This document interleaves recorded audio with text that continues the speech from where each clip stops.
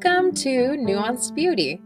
This podcast is intended to be a spot where my husband Bill and I will capture some complex thoughts and challenge us to hold to our opinions loosely so that we can see the beauty in others and the beauty in ourselves. I want to challenge us to dive deeper into those everyday topics and those sticky topics that we might shy away from, or we might bulldoze over others with our opinions. Because I think there's wisdom in this idea that if we all thought exactly the same, there would be no need for anyone else. So let's have a conversation and let's get nuanced.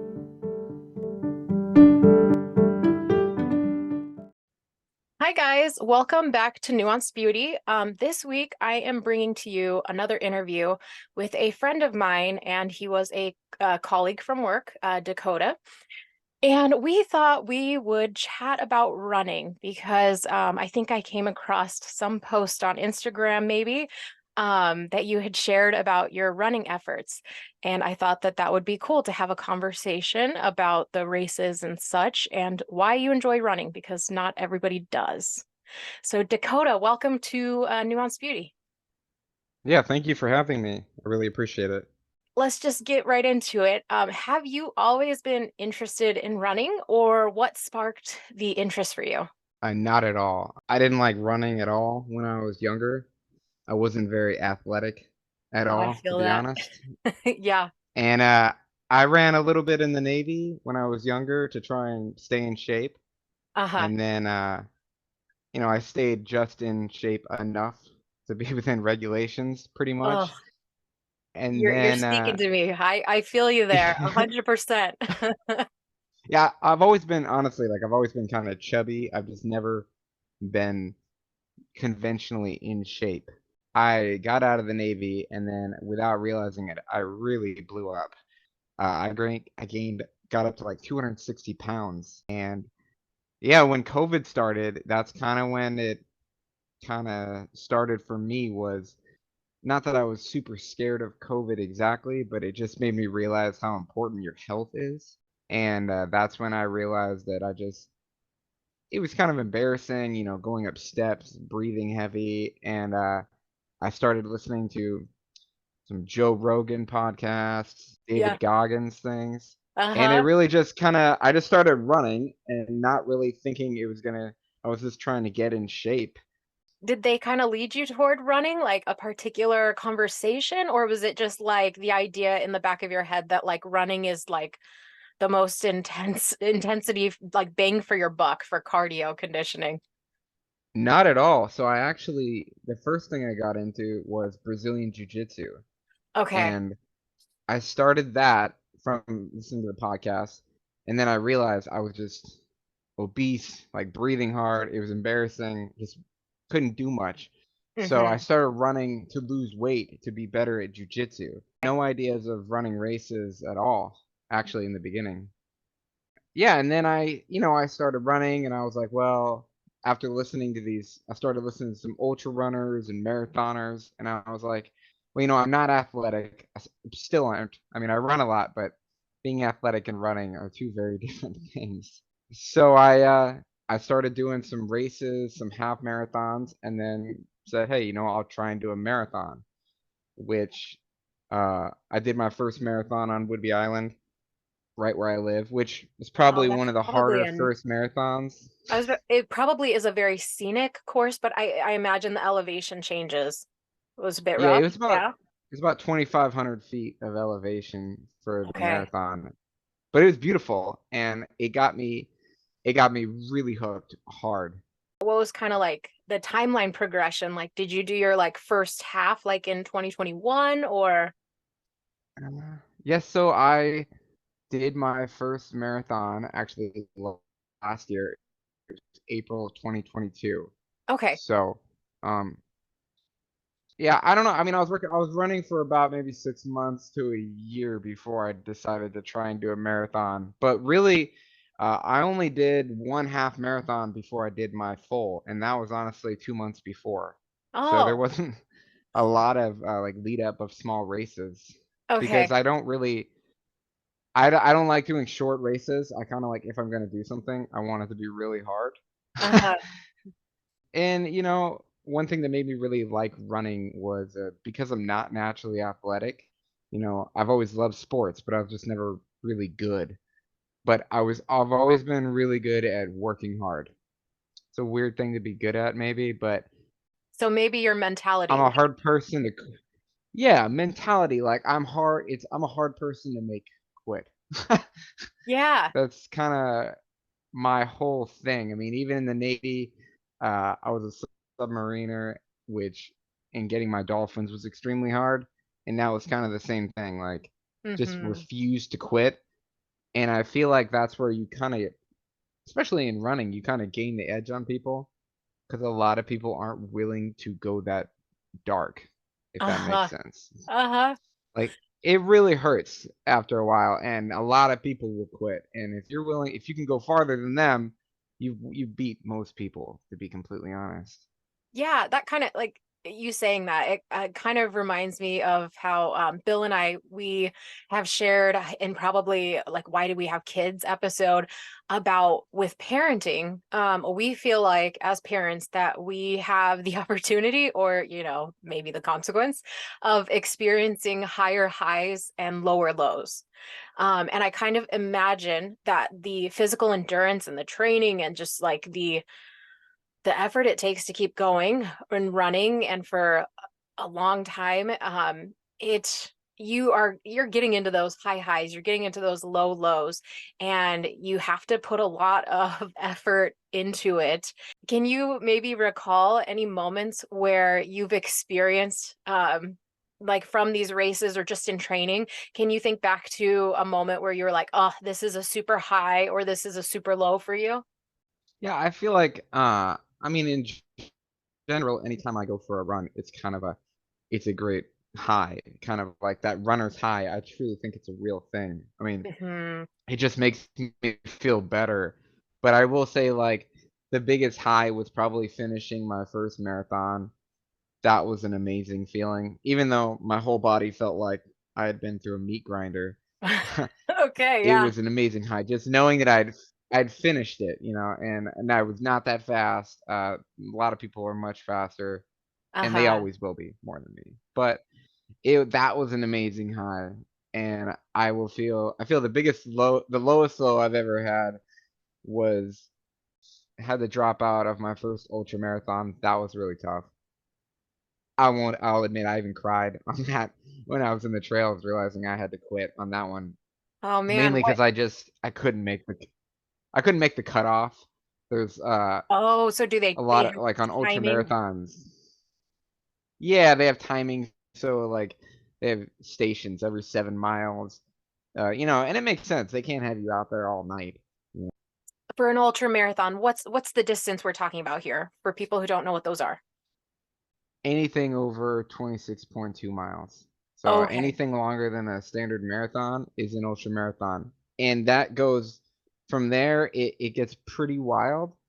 So the shortest ultra marathon is generally a 50K, which is around 32 to 33 miles, I believe. Okay. And most of them are trails. That's where the big difference comes in for ultra running is it's a almost like a different sport. Trail running is completely different than road running, Okay. much more tiring. It gets crazy though. I mean, and that's why like for me a big reason why I'm good with goals is ultra marathons. It goes from where you think 32, 33 miles really long to 240-mile races. Do you have an idea like how long does it take? Like what's the or average or like a high or low time for like doing 240 miles? Like for some people there's some amazing athletes out there. Some people can do it in 2 days, a 200-mile race, and then more normal is probably 4 to 5 days. And do you sleep? Maybe like an hour, Oh my maybe an gosh. hour every day, if that. Oh my So it's gosh. that's the cool thing about it. It really pushes your body to extremes, and I think that's what I like about it. It's like I have a couple 50Ks planned, this year and next year. Mainly it's just building blocks because what I really want to do are these very long races, but you Okay. can't just go from a marathon to a 100-mile race because your Uh-huh. body will just everything will break. Yeah, you have to slowly, like if you went out, I saw you and your husband have been running, which I think is super cool. Anytime Yes. somebody runs, I get super excited. Thanks. Yeah, we just And but you guys couldn't just start out with a half marathon, right? You couldn't just go out right. today. Maybe you could. I don't know what your conditioning's at, but if you No. just if you've been running a mile and decide I'm going to run 13 miles, you're gonna hurt for a very long time or you're gonna actually injure yourself. Right. Yeah. Yeah, for us, so in July we just did a mile a day. That was the goal, and we missed a couple days, but some days we ran more than a mile, and so it averaged out to like hitting the 31 miles for July. But besides this most recent season of running, back in 2014, 2015, I committed to like 3 or 4 months. It was about 3 months of running, and I was doing like 3 to 5 miles a day, at least 5 days a week. And in addition to that, I was doing some CrossFit and yoga. So I had a lot of two-a-days, and I maybe had one rest day a week, because I was trying to hit the weight loss I needed to stay in the Navy. So that's where I feel you. Yep. Um, but at that time, I went into that with the goal of weight loss and passing the BCA, the body comp for your fat measurement, basically like your percentage fat, because I Yeah. passed the height weight standard. And so I hit that, but at the same time I basically was like, you know what, I should just go ahead and sign up for a half marathon, because I'm running so much. So I did one in like Lake Sammamish or something, and it was relatively flat. But yeah, it took time to build. I mean, I started doing 3 to 5, so I could run a 3 mile at the time. But yes, it's you can't just like dive into an ultra or a half if you barely run. It takes time. I get that. Yeah, I don't what made you stop running if you don't mind me asking. Oh, probably. Well, I made the fitness goals, so then I went back into mostly doing CrossFit and yoga, and then work got kind of crazy, and then I actually I shipped out. I went to sea, and I got back to sea. I was sailing instead of working ashore. So it just kind of happened, and then I had my kiddo. So I don't know, all these life things, it kind of went on the back burner and wasn't a priority anymore. And I get it. I mean, your goal was to pass the fitness test, which it makes total sense. I mean, for me, what keeps me running, it's not like working out. It's I have a goal. I register up for sign up for a race, and then that's my goal. Mm-hmm. So that's kind of how I operate is like a goal based thing. So I like I think was that's saying, one of solid my lowest advice lows, my too. other lowest low. Yeah, I mean, I think it is. I mean, you got to set small You goals. have to Just like I have mean, I a feel like this is very simple. You know, it's like they teach you in school, but it's very there's a lot of truth in that. like You can't just set a you need large goal and be like, a milestone, like whether it be like in school you got to take a test, yeah, like in life, like signing up for a race. That makes sense. yeah, it works for me. And you know, I actually a really big low was this January. I broke my fibula while I was trail running, and Oh, that was a big low too, because I thought I was potentially thought maybe I didn't know. At first, I rolled my ankle really hard, okay. about half a mile into the woods. It was kind of like dark out. It wasn't very smart, to be completely honest. Okay. But yeah, I rolled it really hard, and I tried to just run it off, which was not happening. And so at first I thought I was freaking out, thinking I had torn ligaments, which would be really bad. Uh, and even then, I broke like breaking the bone was devastating to me, just because I had a marathon 3 months from that and realized I couldn't run Okay. that marathon. And even for me, that was just devastating. But it's a lot of life lessons. And I don't know. I love running because like we're actually having a child in less than a month, and Oh, be our first congrats. kid. I mean, congrats on Yeah, expecting. it's Like, very whoa, exciting. you're in the final push. Oh yeah, it's getting so close. It's pretty wild. A big part of like these crazy long races is I know they're crazy. To most people, it's insane. I mean, even a marathon to a lot of people is insane. And I think I was talking to my grandpa a couple years ago, and this is probably a part that got me into this running and all these crazy races, was having talks with him about things he had done in his younger years that he didn't really talk about, he didn't really brag about, just wild things like Okay. hiking Mount Everest in his 20s, just doing all these insane things that most people would never imagine doing. And it Okay. made me kind of realize that when I'm older, I kind of want to have these things because you only live one life.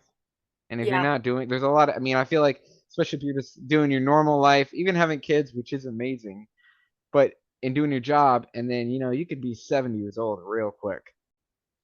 And I think like that will like having that mindset, I think that will pay off going into parenthood because that's where you just have this new time commitment. So you have to choose what you're going to prioritize.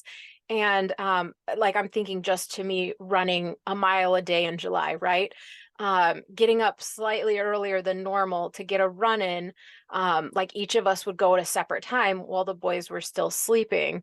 And part of the motivation there is related to like fitness and where we are physically at this time. And like we would like to have more stamina, especially taking care of boys, just being able to be rowdy with them and being able to just like be there for them. That is a great motivator to keep that like higher in priority. Because yeah, I would say first go around getting into a good running habit, it was so set on that one goal that, yeah, once I hit it, I was like, oh, I'm good, I'm moving on. And then the other physical activities that I did kind of took precedent.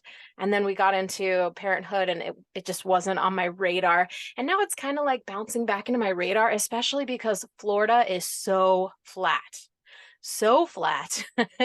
Like there is no And that elevation gain. humidity, The humidity yeah, sucks. and you Yeah, get that that part sucks. humidity. Yeah, yeah, no. July was like everybody we chatted with, they're like, July is not a good month to run. But that's part of the goal. Get that sauna vibe, trying to get that weight loss going. But It's very true. Running is a great, I don't know, I think it's a great workout. I mean, and the thing is, people will tell you, like, and this is where I kind of call bullshit. Some of it is people will say like, "Well, I'm too old, I can't run." And mhm, there's some amazing people. I don't know how it was with your half marathon experience, but there's people that I've done marathons with that have gone to Olympic trials. I mean, there's okay. people at these races that if your idea of is just like What a if you runner don't is. win, then there's no point in being there. Most people should never run a marathon.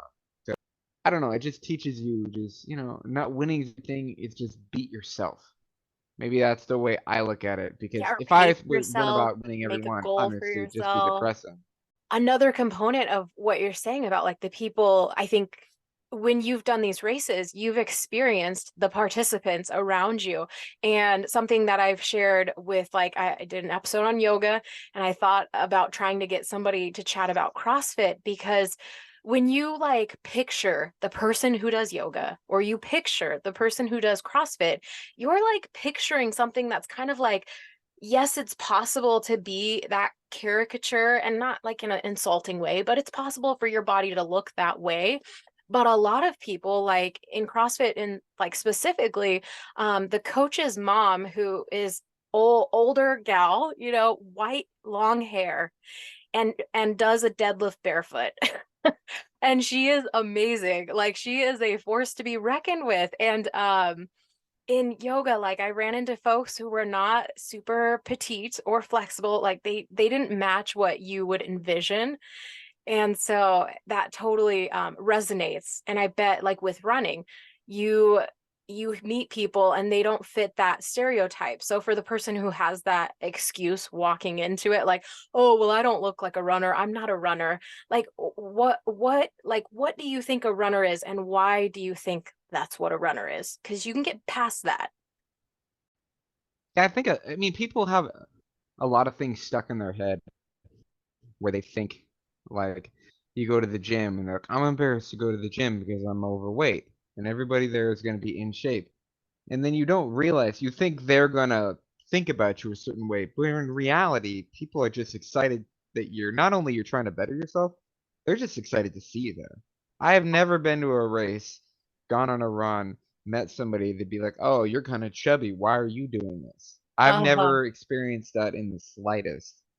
And I don't think I think there's some jerks out there, obviously, but I've never met them. I think not in running, not in going to the gym, really. I think most people just like to see people getting after it. Every time I drive down the road and I'm not able to be on a run and I see somebody running, I kind of give them that like fist pump, like, they're getting after it. And Yeah, but my that's good. biggest but my bi- my biggest thing about running that I thought was cool though is that so there's a race that I'd love to do someday. It's called the Badwater 135 Did you and say it's bad 135 water miles. or bath water? Yeah, Badwater. Okay, So it's BAD. the whole Okay. idea, yeah, it's to raise money for countries that don't have good water. Oh, But the okay. thing is it's all the way through Death Valley. So it's 135 miles foot race through Death Valley, and then you finish at the Is top of that, Mount Whitney. forgive me, is that in Utah? Where is Death No, it's in Valley? California?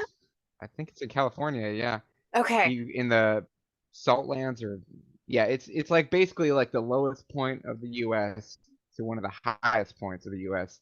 Oh, that's 135 cool. miles through 130-degree temperatures. It's an overall crazy race. Uh-huh. But the point is people in their 60s will say, "Well, I can't run. My doctor says I shouldn't run," or this or that. There's 75-year-old to 90-year-olds running these 100-mile races. Yeah. So when people say that, I'm like, you know what? A lot of people like, I'd be like, hey, maybe you should talk to your doctor. Like, what are they doing? Because Uh-huh. you might talk to a doctor talking about health while they're eating cheeseburgers and milkshakes, Yes. and it's like, No I mean, shade, it's but one a of those little bit of things. shade. Yes. Yeah, but it's fun, and I do that too. But or you see a doctor that's telling you shouldn't do this athletic activity, and they're overweight, and it's like, that doesn't really like my thing. I've always said is, I already kind of have a little bit of a bum knee just from genetics, but Mm-hmm. I tell my wife like I already plan on probably having to get a knee replaced when I'm older, so I'm not gonna worry about running ruining my knees when I know that if I'm not running, I mean, I could be obese and die of a heart attack.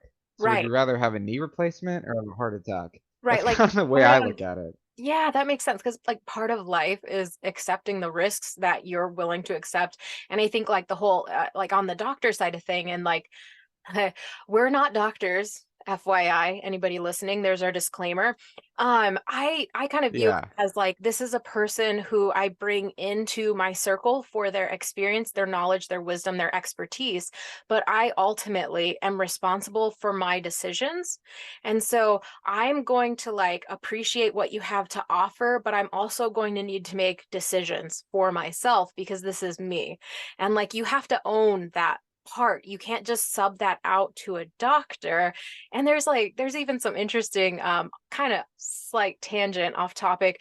I was listening to a thing about the Yeah. placebo effect, and there's also like they call it like the Mhm. no placebo effect because we kind of think of the placebo effect as like a doctor does a medical trial, not a doctor, but there's a medical trial. Some people are given the actual pharmaceutical drug, some people are given not. And like a third of people who are not given the actual prescription will report having benefits, and we call that the placebo. But this doctor kind of took it a step further and talked about the negative part. So like a person going in with a potential like diagnosis of cancer, they're then told what the statistics are for them surviving. And there's kind of some interesting studies about how people may die at the exact time or within the time frame that a doctor said, because it's kind of they've taken that person's word to like just really internalized it, and they've kind of clung to that, and it's just, oh, you got to own yourself. Yeah, there's a lot, I think conventional medicine, it's funny, I'm not gonna go too far into this, is really good, but yeah, a lot of that is, you gotta be careful with a lot of that. Mm-hmm. That's one thing, like I kinda like you embrace a little bit. If you talk too much to the like when I've gone I honestly, like my wife says, I know I don't go to the doctor enough, like most men probably. But you know, I don't like, how there's a lot of pain medication. Every Yeah. time I've been to the doctors, it's kind of pushed. Where Yeah. I've tried to learn more natural things to deal with pain. Like for me, I have tonight, I got to do after this. For me, for my running therapy, to work, like I have a little bit of runner's knee in my left knee Okay. right now because I did two pretty good races within a 3-week period, which is Uh-huh. not normal for me. Okay. And so I do ice baths. Yes. And Yeah. that's how I kind of work with inflammation. And I mean, even that's probably crazy for most people. Like right now, I've got 60 pounds of ice in my chest freezer Uh-huh. waiting to put in Yeah. my bathtub with me. And it works pretty well. I mean, it's excruciating and Yeah. you have to learn how to deal with it, but it's honestly, it's done amazing. I had Achilles tendonitis last year Uh-huh. that I was able to get rid of in a week and a half from Yeah, ice that's baths. great. And Yeah. I mean, if honestly, if I could afford it, I mean, I'm kind of like I always joke and tell my friends I'm a budget runner because I have a child coming. I mean, I work for the government. I know you did. It's not the most, you're not making the most money It's with the not the government. most glamorous, So, but I it's mean, stable. exactly. Like I went to when I did my last run, it was about 4 hours away from where I live. So I had to stay at a motel the night before. And honestly, I would not stay at a motel like that if I brought my wife with me. But for Yeah. me, it's like, all right, let me find the cheapest place I can stay. In a perfect world, I'd have you know, an ice bath machine that stays cold all the time and a sauna. But for me, I have a plastic like horse trough in my backyard that I just fill up with ice. Oh, great. But That's cool. Yeah. Have a like a the houses are a lot bigger in our area compared to being in Seattle proper where we were at. We have a like oh, I can jacuzzi imagine. jacuzzi tub in the master. And the thing is it's maybe like 12-inch depth or maybe 14-inch. Like it's not that deep. But we've It's like a considered doing, normal bathtub, yeah, like the but like with depth the is no jacuzzi jet. So good. it's I just don't think it's deep enough. Like I could submerge like mostly, but not like, I don't know. But we've considered doing an ice bath in there. But if like the husband had it his way, he would want to build one of those outside, like, taller ones. But it's so hot here too. It's like, I don't even know if you could like maintain that. I'm sure you could, but yeah, ice so baths are one awesome. thing I've about doing because I mean, on it, when I say budget runner, I'm not trying to spend a lot, but there are DIY videos where you can get like a $300 chest freezer, Okay. supposedly, and insulate it, keep it filled with water, and it'll actually work Oh, as a. I'd be a little bit nervous to try that. I mean, like I'd probably yeah. screw And it you up just and keep throw the lid $300 closed down the so it drain. kind of, uh-huh. Yeah, and it just keeps it cold. I mean, the real ones are like as much as a hot tub, but Super bougie. it's Yeah. yeah. There's a lot of cool. Yeah, and it's easier than being like that weirdo. Like today on my way home, buying 7 blocks of ice, and people are looking Uh-huh. at me like, "What are you doing? You have a party tonight?" A party for But one. really does work, and that's why I do it in the summer. I do it in my bathtub. Actually, we have an old, pretty good sized tub because if I do it in outside, it just takes so much ice to get the water cold Uh-huh. because the water's been heated up all day by the sun. But yeah, I don't know. There's just certain things I think there's a lot of natural remedies that you Yeah. can do without. I mean, I'm not like very hippy dippy at all. I think we kind of have that in common a little bit. But I'm actually pretty I crunchy like these one days. thing. The more and more I've explored, Really? the more crunchy I am. Like I'd be like using some magnesium spray, putting some Epsom I salt for like my it. soaks. Add some lavender for a little bit of inflammation. It's all about that stuff. Perfect. But I Well, like, you know what I got into was like mushroom pills for like immunity, stuff like yeah. that. Yes. So I use it's called Fresh Cap. I'm not sponsored. I'm not that big. But there's a product, it's a powder that has like Ah, 6 different varieties. But I do a scoop in my coffee every morning, and it has the jasmine, and I don't know. I'd have to look at the back of it. But yeah, yeah. love it. Kind of like I think there's a brand called like Mud Water. Kind of. Yes. Yeah, no, that stuff is great. I mean, really, I would take a million vitamins if it wasn't like a cost Expensive. thing. I mean, it gets Uh-huh. kind of expensive and you're taking all these different things. So, I mean, my wife takes a bunch and I always tell her, I'm like, you can take them, I'll just, I'll take my buffered aspirin. Oh, But, yeah. that's kind of how I am a little bit. But it's, yeah, there's a lot of good things out there for you. And you gotta, but I feel like, I don't know. There's certain ways. I feel like there's ways to do running on the cheap. Uh-huh. The only thing that is very expensive, I will say, if you get into distance running, is you go through shoes a lot. That is Oh, something I've learned, especially if you decide to do road running, because you have to change your shoes about every, depending on how big you are. Like I'm trying to lose weight right now to be lighter, because okay. being heavy and an ultra runner doesn't exactly Work. uh, vibe together. Okay. Yeah. Yeah, it's a lot of weight. But so you run through shoes, so you're running through shoes every about 400 miles. Okay. So for me, maybe every 3 months I have to buy new shoes, Yeah, and that's the shoes cool. are like $120 a pop. Right. So eh, for some people that's maybe not much. They have tons of shoes and all these, but for me, I'm kind of like the conventional guy. I have like 3 pairs of boots, 1 pair of dress shoes, and like my Uh-huh. running shoes. I don't Okay. really have a lot of shoes. So Yeah. that's something I've kind of there's tricks to like you can be a budget runner is I learned this from like YouTube videos is as a male you can buy large female running shoes. Okay. So it's a weird thing. So if you go one size underneath so if I'm a 10.5, I would get a 9.5 female shoes, which is And are kind they of big. cheaper? They're way cheaper because there's not that many women with a 9.5 size foot. Oh, yeah, So they're like gotcha. 50% off. Uh-huh. Because So those you are might the wear shoes like that aren't pink running selling. shoes, but who cares? That's great. They'll spot you on the trail. Yep. It's perfect. That'll avoid more Ex injuries when it's slightly darker. exactly. Tight on time. So, how about we wrap it up with for like the person who's listening and not the person who absolutely hates running and they're like, yeah, I'm that person who's like, I'm never gonna run. But for the person who's like, either I've given it a try in the past and I quit, or the person who's listening, they're like, you know what? I wonder if I could do a 5K or a 10K or a half or a whole marathon or even beyond that. How would you encourage them, or what's a practical suggestion that you would make to get them started? Honestly, I would say start walking. I Okay. would say sign up for a 5K a couple months, depending on what you want to do. But if you want to do a race, I would say sign up for a 5K and then just start walking.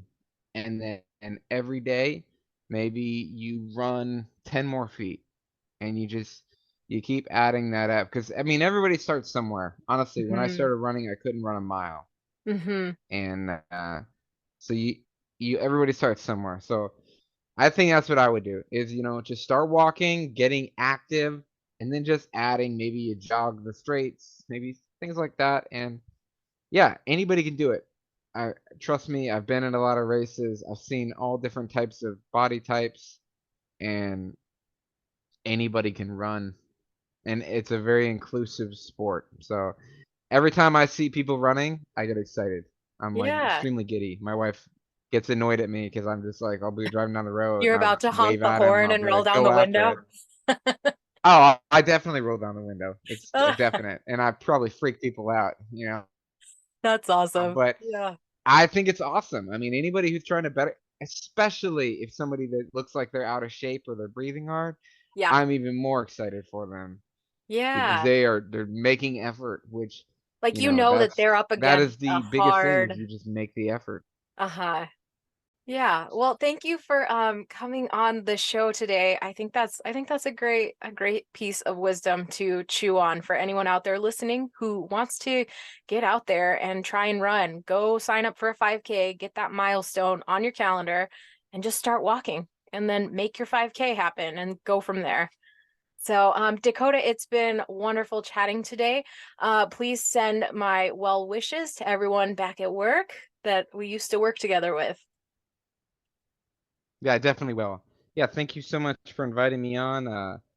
Yeah, this was very cool. I listen to a lot of podcasts, so it's kind of exciting to be a part of one. I love your guys' podcast.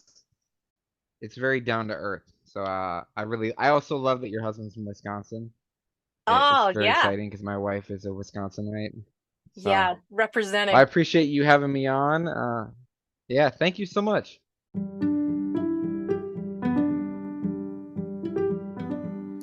All right, guys, thanks for tuning in to today's interview. I'm sure you love hearing Bill and I chat about various topics, but truly, in the heart of nuance, it is wonderful to bring on a guest and have a conversation. So I hope you enjoyed, and until next time.